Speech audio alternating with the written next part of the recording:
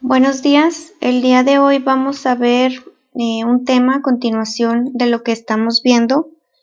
Lo que estamos viendo en física ahorita se denomina como estática y es una parte de la mecánica que, como ya hemos visto, estudia el movimiento de un objeto cuando sobre él actúan diferentes fuerzas. La mecánica se va a dividir en dos ramas, que va a ser la dinámica y la estática. Y la dinámica va a estudiar los objetos que se mueven a una velocidad constante, mientras que la estática, que es lo que estamos viendo, va a estudiar las fuerzas necesarias para mantener un objeto sin acelerarse, es decir, que están en equilibrio. Es necesario conocer diferentes subtemas de lo que trata la estática para poder nosotros desarrollar diferentes temas o resolver diferentes problemáticas que se puedan presentar. Vamos a ver, o ya vimos anteriormente, lo que era una fuerza, que es una magnitud vectorial o una manifestación de una interacción entre dos cuerpos. Habíamos comentado que los cuerpos lo íbamos a nombrar como partículas o como objetos, personas, cosas, etcétera, en los que a estos se les aplica una fuerza y esa fuerza iba a estar en contacto con ellos o a cierta distancia y esta fuerza iba a producir un efecto. Normalmente estos efectos pueden ser que el objeto se acelere o se deforme, o en algunas ocasiones se pueden producir estas dos interacciones. En el caso de, ya les había comentado anteriormente, la aceleración interviene en lo que es la segunda ley de Newton, que nos dice que va a actuar, la fuerza va a actuar sobre el cuerpo y va a sufrir una aceleración. Pero ahorita lo que nosotros estamos viendo es un cuerpo sin aceleración, es decir, un cuerpo en equilibrio. Aquí, como bien dice, el efecto de la fuerza puede que cambie el movimiento del cuerpo o puede deformarlo. El día de hoy vamos a ver lo que es la deformación y la ley de Hooke. Hooke fue una persona que estudió la deformación que se producía al momento de aplicar una fuerza sobre un cuerpo. Como podemos ver aquí en la presentación, podemos ver el estudio que él realizó, que fue someter a un resorte a diferentes pesos y ver cuánto se deformaba o cuánto se alargaba este resorte. Es decir, la deformación se puede considerar como un cambio en la longitud de un objeto, en este caso es un resorte. Si nosotros tenemos un resorte, va a tener cierta medida y mientras no se le aplique un peso, no va a haber una deformación. Mientras que nosotros le apliquemos una carga, se puede producir una deformación y aquí ya cambia la longitud del objeto, en este caso el resorte. Aquí podemos ver, o en este ejemplo, podemos ver que aquí crece o se deforma o se alarga 1 centímetro en comparación de su longitud inicial. Igual, mientras incrementemos el peso en el resorte, la longitud va a cambiar y se va a incrementar.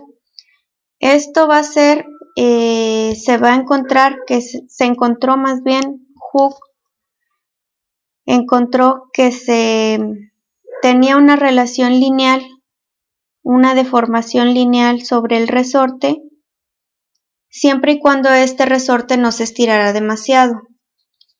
Vamos a tener ocasiones, que esto es un tema un poquito más adelante, que también como en matemáticas este tema se entrelaza. Más adelante vamos a ver lo que es la ruptura del material o las fracturas. En este caso, la ley de Hooke solamente va a trabajar en cuánto se va a deformar este resorte o cuánto se va a deformar un material. Esto sin llegar a que el material se rompa.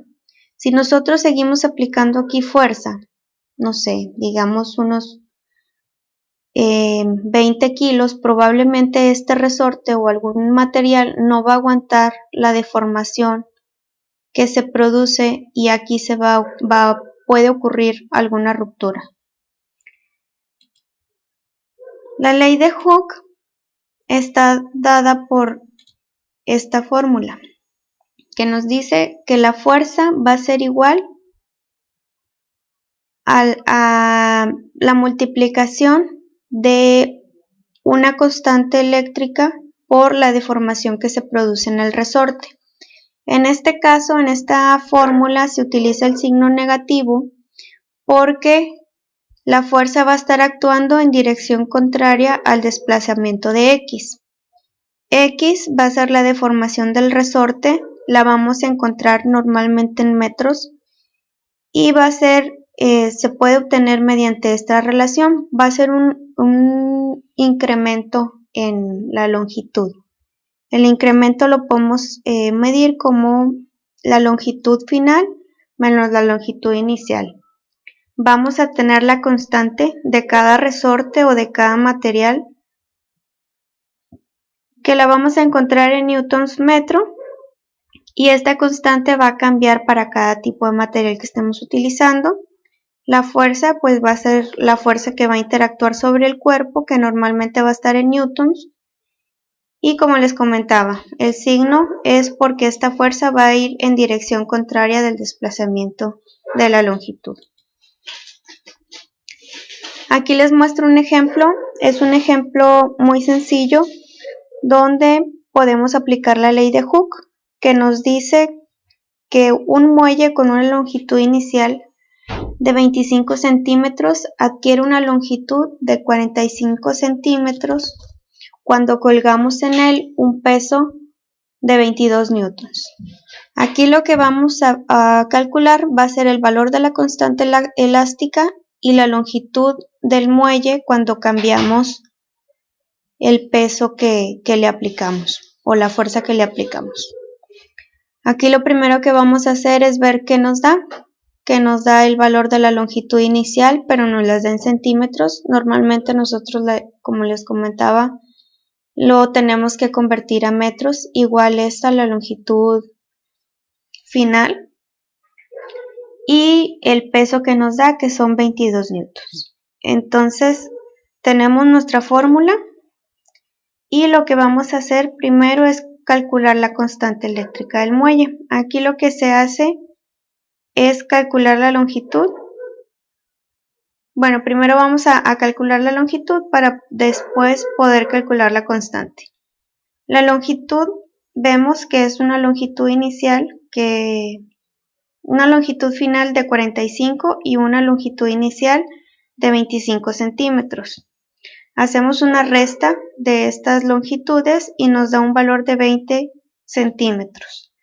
Pero como les comento, debemos de dejar expresado en metros. Por eso es que aquí se hace la conversión de los 20 centímetros a 0.2 metros. Ahora sí pasamos a calcular la constante elástica. En este caso es el valor de K.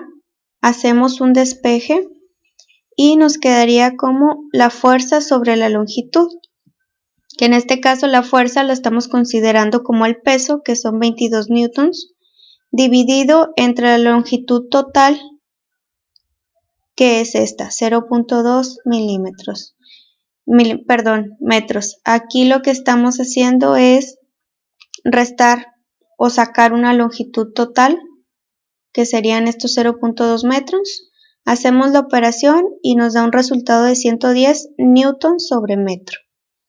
Después pasamos a calcular la longitud del muelle cuando colocamos un peso mayor. Aquí lo que vamos a hacer es calcular nuevamente la longitud, que también se realiza un despeje porque vamos a utilizar la constante que ya habíamos calculado.